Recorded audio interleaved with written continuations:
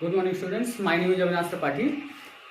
Today I will discuss chapter first physics class 12. Summer vacation के बाद आज ये नया सेशन पहला लेक्चर स्टार्ट होने जा रहा है आप लोगों का, ठीक है। तो इसमें हम आपको जो पिछले लेक्चर हमने पढ़ाए थे समर वैकेशन के पहले, उसमें हमने आपको जो है इलेक्ट्रिक फील्ड तक बताया था, इलेक्ट्रिक फील्ड इंटेंसिटी तक, ठीक है। अब यहाँ पे हम उसका रिप्रेजेंटेशन कैसे करते हैं उस चीज को भी बताया था, लेकिन अब हम यहाँ पे देखेंगे कि यार इलेक्ट्रिक डायपोल क्या होता है, ठीक है। तो सबसे पहले हम ये जान लें कि इलेक्ट्रिक डायपोल, यहाँ पे दो डायपोल की बात की जा रही है, ठीक है, ठीक है, दो डायपोल की बात की जा रही है। जब दो चार्ज को, ठीक है, दो इक्वल एंड अपोजिट चार्ज को एक अरेंजमेंट में रखा जाए, एक निश्चित डिस्टेंस पर रखा जाए, जब दो इक्वल एंड अपोजिट चार्ज को एक निश्चित डिस्टेंस पर रखा जाए तो उसी को हम क्या बोलते हैं, उसी अरेंजमेंट को हम क्या बोलते हैं, इलेक्ट्रिक डायपोल बोलते हैं, ठीक है। उसी अरेंजमेंट को इलेक्ट्रिक डायपोल बोलते हैं, ठीक है। तो इलेक्ट्रिक डायपोल की हम डिफिनीशन क्या लिख सकते हैं, हम लिखेंगे इट इज एन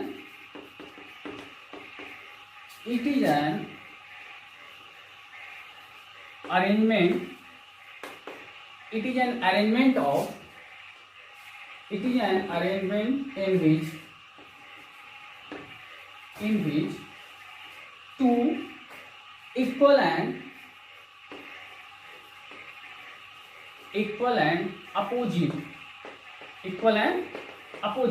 मतलब दो चार्ज जो है वो कैसे हो, इक्वल हो और अपोजिट हो और एक निश्चित डिस्टेंस पर रखे जाएं, ठीक है, एक सर्टेन डिस्टेंस पर रखे जाएं, ठीक है। तो उसी अरेंजमेंट को हम क्या बोलते हैं, इलेक्ट्रिक डायपोल बोलते हैं। वचन में उसी अरेंजमेंट को हम इलेक्ट्रिक डायपोल बोलते हैं, ठीक है।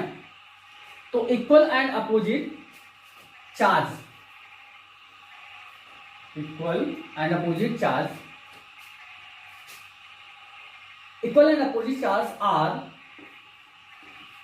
are separated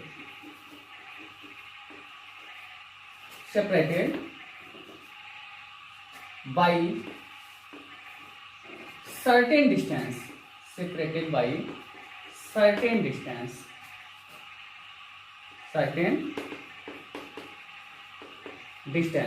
ठीक है। जैसे मान लीजिए कि दो चार्ज आप ले लिए, एक माइनस क्यू चार्ज और दूसरा क्या है, प्लस क्यू चार्ज, ठीक है। अब इनके जो बीच की डिस्टेंस है, ठीक है, इन दोनों को जो जिस डिस्टेंस से सेपरेट किया जाए वो मान लीजिए कितना है, 2L, कितना, 2L, ठीक है। अब यहाँ पे हम देखें तो ये 2L डिस्टेंस हमने क्यों लिया, अभी हम जब आगे पढ़ेंगे इसके बाद डायपोल मोमेंट, तो वहां पे हम अगर L रखेंगे तो हम जब सेंटर पर डायपोल निकालने का फॉर्मूला निकालेंगे तो वहां पे हम क्या करेंगे कि यहाँ पे सेंटर का हाफ डिवाइड होगा, वो थोड़ा सा क्या होगा, कॉम्प्लिकेटेड हो जाएगा, ठीक है। इसलिए हम पहले से ही डिस्टेंस को किसमें मान लेते हैं, इवन नंबर में मान लेते हैं, किसमें, इवन नंबर में मान लेते हैं, ठीक है। तो यहाँ पे हमने ले लिया माइनस क्यू और प्लस क्यू, दो चार्जेस हैं आपके, दो चार्जेस कैसे हैं, इक्वल है, क्यू है और दोनों क्या है, अपोजिट है। क्यों, क्योंकि ये आपका माइनस चार्ज है और ये आपका कैसा है, प्लस चार्ज है, ठीक है।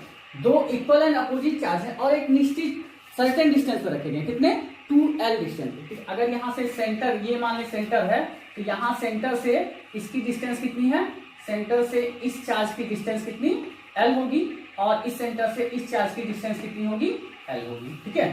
तो दोनों चार्जेस अगर सेंटर से देखे जाए तो इक्वल डिस्टेंस पर हैं, ठीक है, और दोनों एक निश्चित डिस्टेंस पर, दोनों के बीच एक निश्चित डिस्टेंस था 2L, ठीक है। और दोनों चार्ज एक सर्टेन, सेंटर से देखें तो सर्टेन L डिस्टेंस पर आपका माइनस क्यू चार्ज है और सेंटर से देखें तो L डिस्टेंस पर आपका प्लस क्यू चार्ज है। तो इसी को हम क्या बोलते हैं, इलेक्ट्रिक डायपोल बोलते हैं, ठीक है। इसी को हम क्या बोलते हैं, इलेक्ट्रिक डायपोल। जैसे मान लीजिए कि अगर यहाँ हम चार्ज की बात करें, एग्जांपल और ले लें, हम चार्ज की बात कर लें -2 माइक्रोकूलम, ठीक है, और दूसरा चार्ज आपका क्या हो जाए कि +2 माइक्रोकूलम, ठीक है। तो -2 माइक्रोकूलम और +2 माइक्रोकूलम दो चार्जेस हैं और दोनों कितने पर रखे जाए, कितने डिस्टेंस पर रखे जाए, 4 सेंटीमीटर डिस्टेंस पर, मान लीजिए कितने, 4 सेंटीमीटर डिस्टेंस पर रखे जाए। तो अब ये जो 4 सेंटीमीटर डिस्टेंस है, ठीक है, ये क्या है आपका, यही आपका 2L है, ये क्या है, 2L है, यही 2L आपका क्या है, 4 सेंटीमीटर। एक निश्चित डिस्टेंस पर दोनों सेपरेट किए गए हैं, एक सर्टेन डिस्टेंस से दोनों चार्जेस क्या किए गए हैं, सेपरेट किए गए, निश्चित डिस्टेंस पर रखे गए, ठीक है। तो इसी अरेंजमेंट को हम क्या करते हैं, इलेक्ट्रिक डायपोल। तो यही हमने लिखा है, क्या लिखा है, it is an arrangement in which two equal and opposite charge are separated by certain distance, ठीक है, सर्टेन डिस्टेंस, एक निश्चित डिस्टेंस के द्वारा सेपरेट किया गया हो, ठीक है, उसी को हम क्या बोलेंगे, इलेक्ट्रिक डायपोल। बात समझ में आई? इसके बाद हम नेक्स्ट टॉपिक पे चलते हैं जो कि हमारा क्या है, इलेक्ट्रिक डायपोल मूवमेंट, ठीक है। ओके, तो अब देखते हैं हम, इसके बाद हमने क्या देखा अभी, इलेक्ट्रिक डायपोल। अब देखते हैं हम क्या, इलेक्ट्रिक डायपोल मूवमेंट, ठीक है। तो इलेक्ट्रिक डायपोल मूवमेंट पर चलने से पहले हम एक चीज जान लें कि जैसे हम इलेक्ट्रिक फील्ड पढ़े थे, ठीक है, तो वहां पे हमने इलेक्ट्रिक फील्ड पढ़ा था, इलेक्ट्रिक फील्ड के बारे में, इलेक्ट्रिक फील्ड क्या होता है। उसके बाद इलेक्ट्रिक फील्ड इंटेंसिटी पढ़ी थी, ठीक है, जहां पे क्या थी, इलेक्ट्रिक फील्ड के बारे में, इलेक्ट्रिक फील्ड फोर्स के बारे में, उसकी बारे में हमने चर्चा किया था, ठीक है। तो यहाँ पे वैसे हमने अभी अब क्या पढ़ा, इलेक्ट्रिक डायपोल, ठीक है। अब इसके बाद हम पढ़ने जा रहे हैं इलेक्ट्रिक डायपोल मूवमेंट, ठीक है। तो इलेक्ट्रिक डायपोल मूवमेंट क्या होता है, स्ट्रेंथ होता है, इलेक्ट्रिक डायपोल की स्ट्रेंथ होता है, ठीक है। तो इलेक्ट्रिक डायपोल की स्ट्रेंथ मतलब ताकत कितनी है, उसकी क्षमता कितनी, ताकत कितनी है, ठीक है, उसके बारे में हम पढ़ते हैं। जैसे मान लीजिए कि इसकी डिफिनेशन हम लिखने चले हैं, तो इसका एक फॉर्मूला होता है। सबसे पहले फॉर्मूला के बारे में जानते हैं। फॉर्मूला क्या होता है कि फॉर्मूला इसको P से डिनोट करते हैं, किससे, इलेक्ट्रिक डायपोल मूवमेंट को वेक्टर P से डिनोट करते हैं। Vector P is equal to होता है आपका 2 into Q into 2L, Q into 2L। Q मतलब आपका मैग्नीट्यूड ऑफ चार्ज, ठीक है, चार्ज का मैग्नीट्यूड, और वो जिस डिस्टेंस पर चार्ज रखे गए। अभी डायपोल मूवमेंट में हमने देखा था कि दो चार्ज, अब इक्वल एंड अपोजिट चार्ज को जब सेपरेट किया गया एक सर्टेन डिस्टेंस के द्वारा, तो वो सर्टेन डिस्टेंस क्या था, 2L था ना। तो अब वही पे हम डायपोल मूवमेंट निकाल रहे हैं, ठीक है। तो डायपोल मूवमेंट क्या होगा कि आपका, इसकी डिफिनीशन हम क्या लिखेंगे, आइए सबसे पहले डिफिनीशन देख लेते हैं। तो फॉर्मूला क्या होगा डायपोल मूवमेंट का, electric dipole movement equal to Q into मतलब charge of magnitude into distance, ठीक है। तो डिस्टेंस होगा, तो अब यहां पे देखेंगे इसकी डिफिनीशन इस फार्मूले के आधार पर हम लिख सकते हैं। क्या लिखेंगे, the magnitude of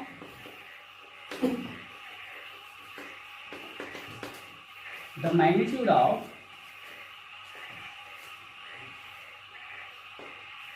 the magnitude of the magnitude of dipole, the magnitude of dipole moment, the magnitude of dipole moment is given by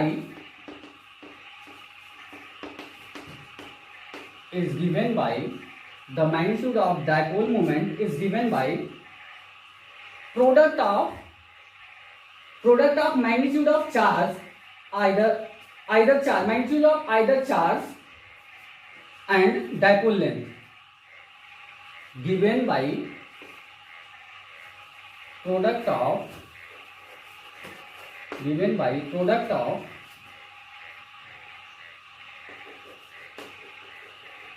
magnitude, product of magnitude of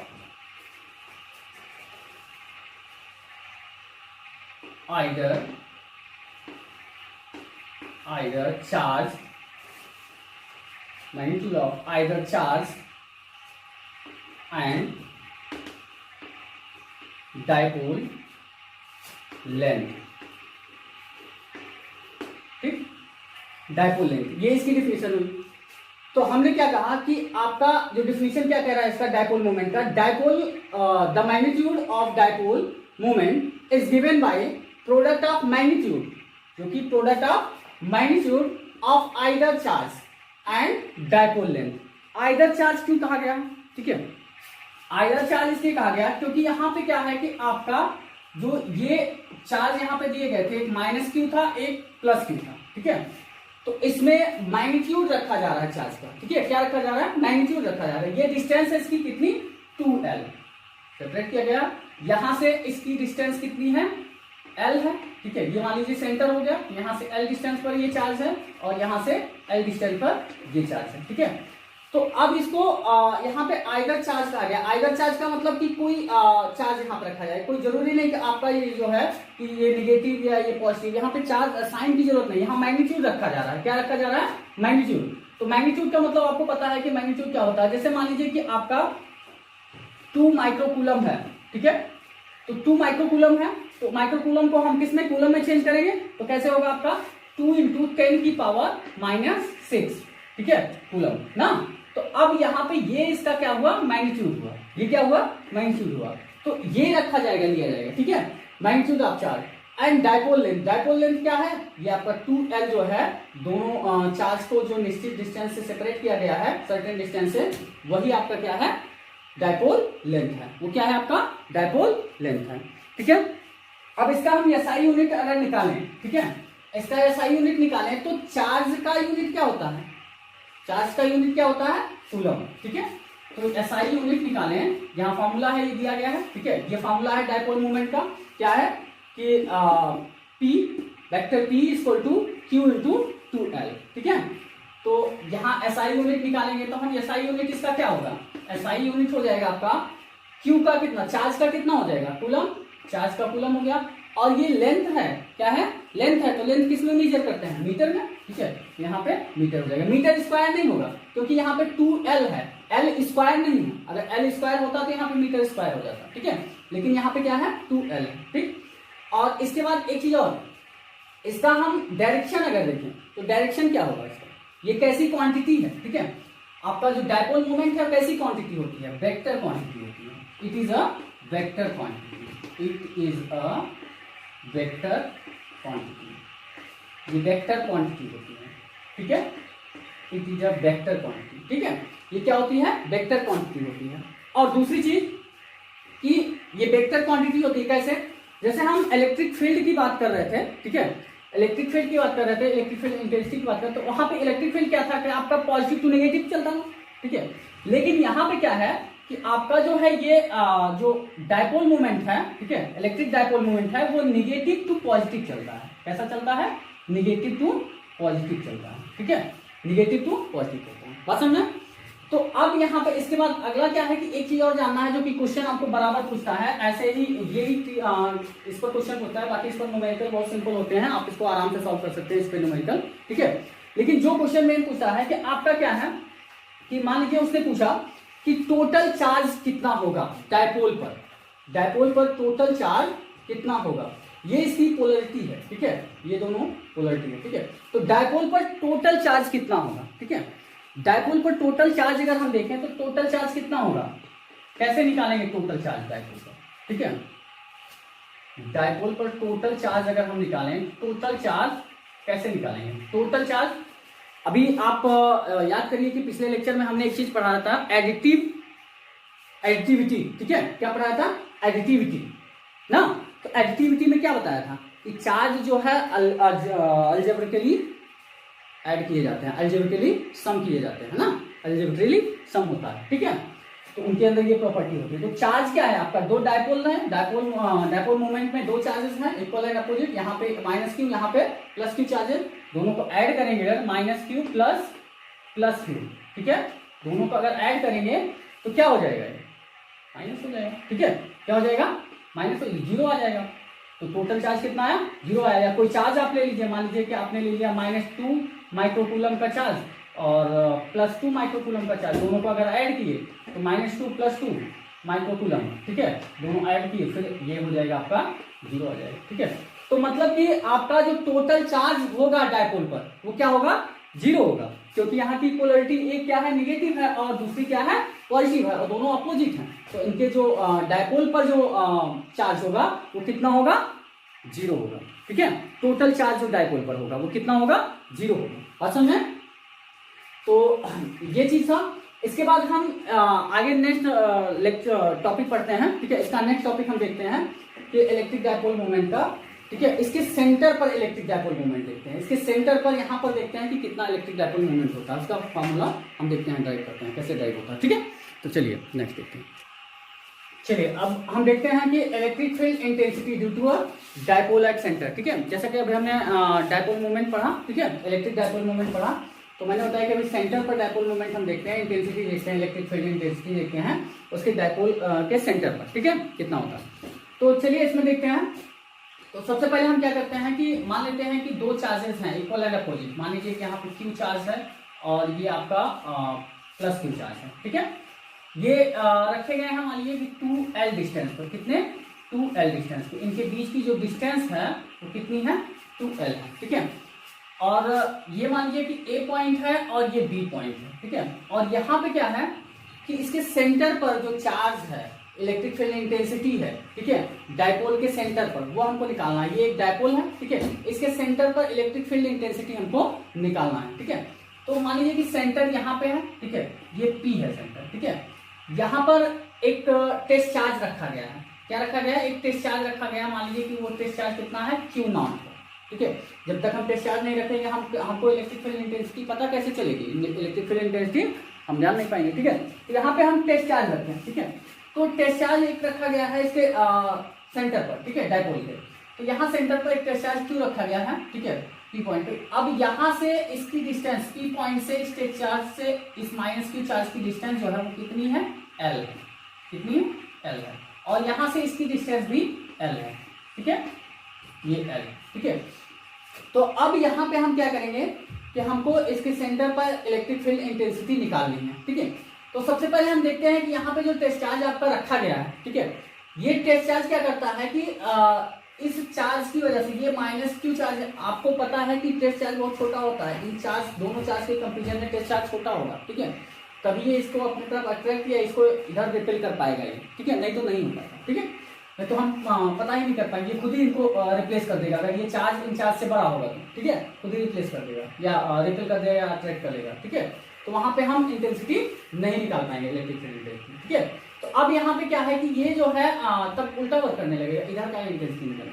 तो अब यहाँ पे क्या है कि आपका ये Q नॉट टेस्ट चार्ज जो रखा गया है, अब ये माइनस Q चार्ज की वजह से अट्रैक्ट होगा, ये अपनी तरफ इसको खींचेगा, ठीक है। तो ये अट्रैक्ट होगा इस डायरेक्शन में ना टेस्ट चार्ज। तो यहाँ पे इलेक्ट्रिक फील्ड इंटेंसिटी क्या होगी, E1 क्या होगी, E1 होगी। समझ में, माइनस Q चार्ज की वजह से ये टेस्ट चार्ज जो है इस तरफ अट्रैक्ट होगा, जहां पे इलेक्ट्रिक फील्ड इंटेंसिटी इस तरफ लगेगी, ठीक है। तो ये आपका इलेक्ट्रिक फील्ड E1 जो है होगा, बात समझ में। अब इसके बाद ये टेस्ट चार्ज Q जो है यहाँ ये प्लस Q चार्ज की वजह से क्या होगा, इस तरफ रिपेल होगा। क्या होगा, ये प्लस चार्ज और टेस्ट चार्ज आपका प्लस होता है, ठीक है, पॉजिटिव चार्ज होता है। तो अब यहाँ पे क्या करेगा, ये इसको इस डायरेक्शन में रिपेल करेगा, इधर का डायरेक्शन होगा, ठीक है।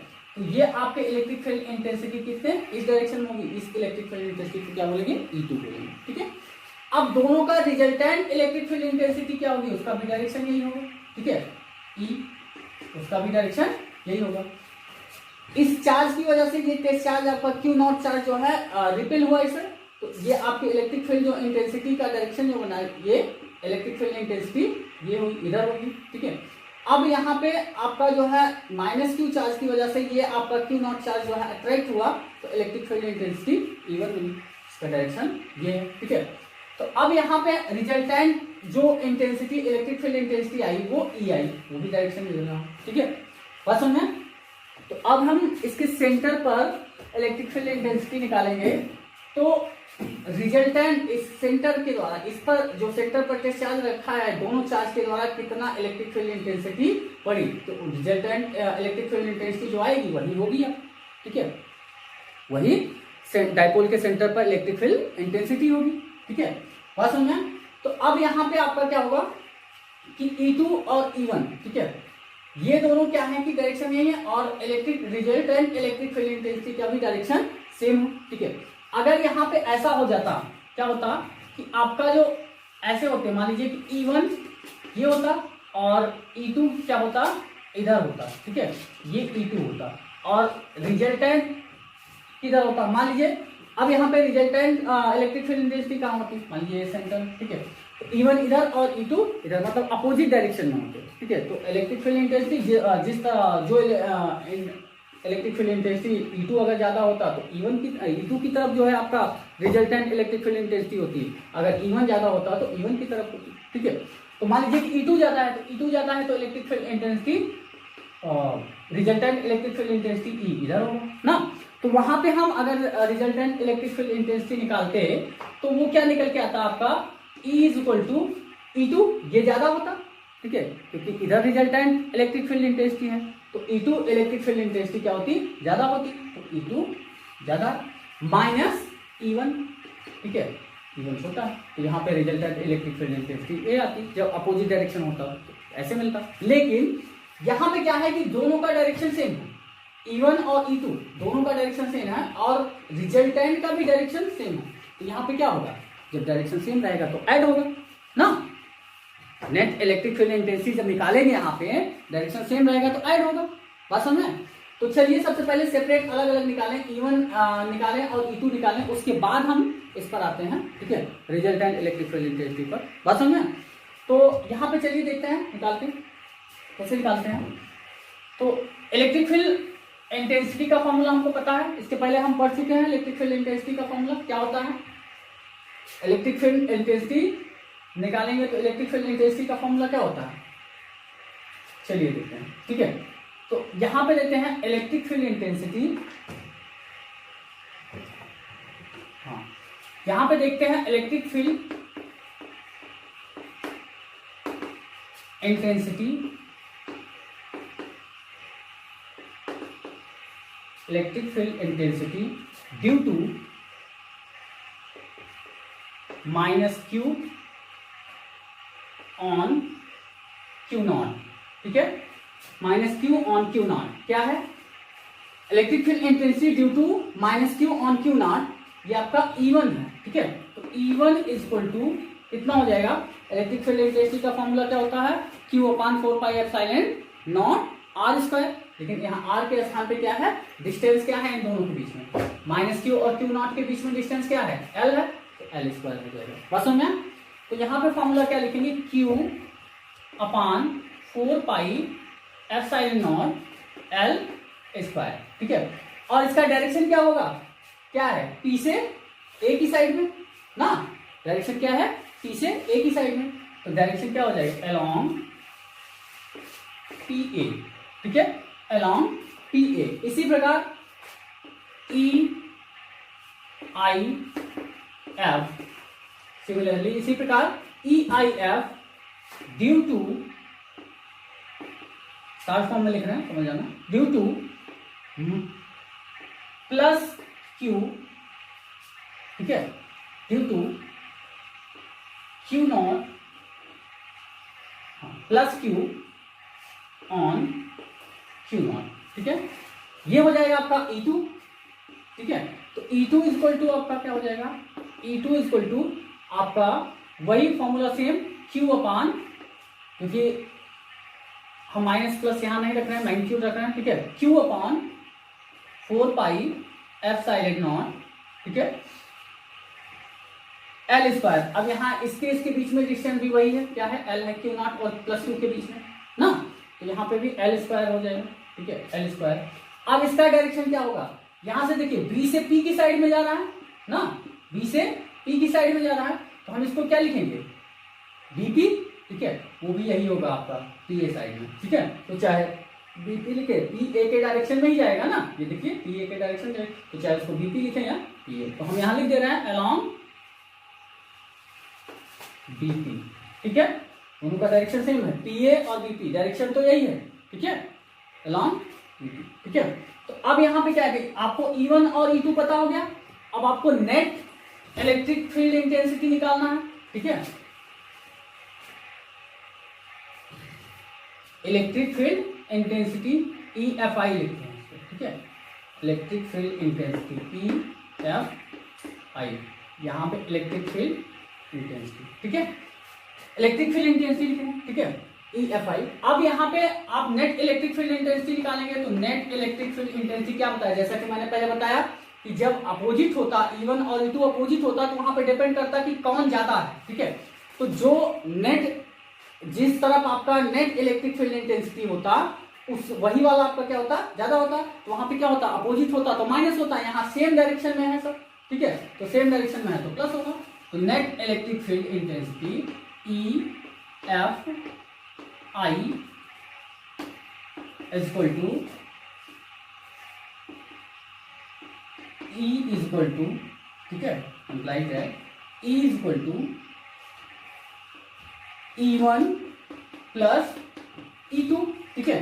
तो E1 आपका कितना है, आपको पता है E1 कितना है, ठीक है, Q/4πε0 L square plus E2 भी पता है कितना है, Q/4 pi epsilon naught L square. अब यहाँ दोनों कॉमन ले सकते हैं, ठीक है, या दोनों को डायरेक्ट ऐड कर सकते हैं, ऐड भी हो जाएगा।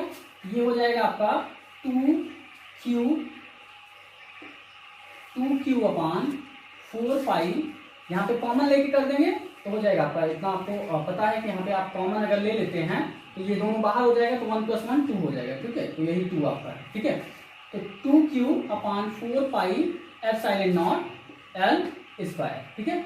ये आपका इलेक्ट्रिक फील्ड इंटेंसिटी है, ठीक है, electric field intensity due to a dipole. ये आया। अब यहाँ पे 2 से 4 ये कैंसिल नहीं करेंगे, क्यों नहीं करेंगे, इसको ऐसे रहने देना है, क्योंकि न्यूमेरिकल में आपको दिक्कत होगी। यहाँ पे क्या होगा, आपको 1/4 पाई एप्सिलॉन नॉट की वैल्यू आपको पता है, ठीक है, लेकिन अगर 2 से इसको डिवाइड करेंगे 2 पाई एप्सिलॉन नॉट की वैल्यू आपको कहाँ पता है, तो आप कहाँ निकाल पाएंगे, नहीं निकाल पाएंगे, ठीक है।